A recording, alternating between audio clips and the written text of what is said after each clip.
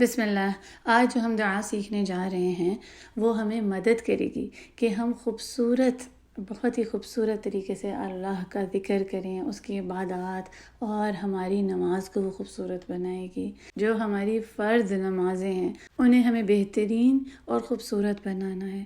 کوئی چیز بھی اتنی زیادہ اللہ کے قریب آنے میں اثر انداز نہیں ہوتی جتنی وہ جو فرائض ہیں انہیں ہم خوبصورتی سے ادا کریں۔ جب ہم اپنی نمازوں کو خوبصورت بناتے ہیں، انہیں بہترین ادا کرتے ہیں، ان کو صحیح کرتے ہیں، خشوع کے ساتھ پڑھتے ہیں، تو اللہ کے ہم قریب آ جاتے ہیں۔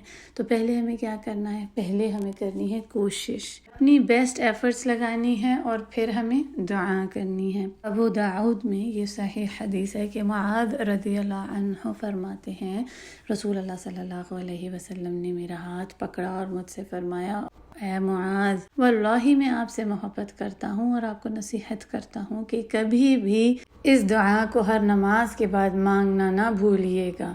اللہم اعنی علی ذکرک و شکرک و حسن عبادتک۔ اے اللہ، میں آپ سے مدد مانگتا ہوں کہ میں آپ کو یاد کروں اور آپ کا شکر ادا کروں اور آپ کی عبادت کروں بہترین طریقے کی۔ سبحان اللہ۔ رسول اللہ صلی اللہ علیہ وسلم نے معاذ رضی اللہ عنہ کو فرمایا تھا کہ اس کو کرنا کبھی نہ بھولیے۔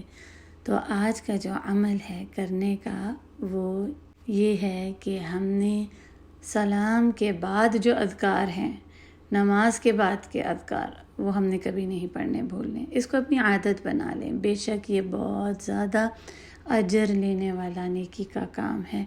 فرشتے لگاتار دعا کرتے رہتے ہیں اس شخص کے لیے جو نماز پڑھ کر اپنی جگہ پر بیٹھا رہے اور اذکار پڑھتا رہے۔ جب تک اس کا وضو نہیں ٹوٹتا فرشتے اس کے لیے دعا کرتے رہتے ہیں، اے اللہ اس کی مغفرت فرما، اے اللہ اس پر رحم فرما۔ اور یہ مسجد میں ہے خاص طور پر۔ تو ہمیں کیا کرنا ہے؟ اس کو اپنی عادت بنانی ہے۔ بالکل تھوڑے سے کچھ منٹ لگتے ہیں ان اذکار کو پڑھنے کے لیے۔ آج کل میں نے یہ دیکھا ہے کہ لوگ اس کی بالکل بے پرواہی کرتے ہیں، نماز جلدی سے پڑھی اور اٹھ کے بھاگ گئے۔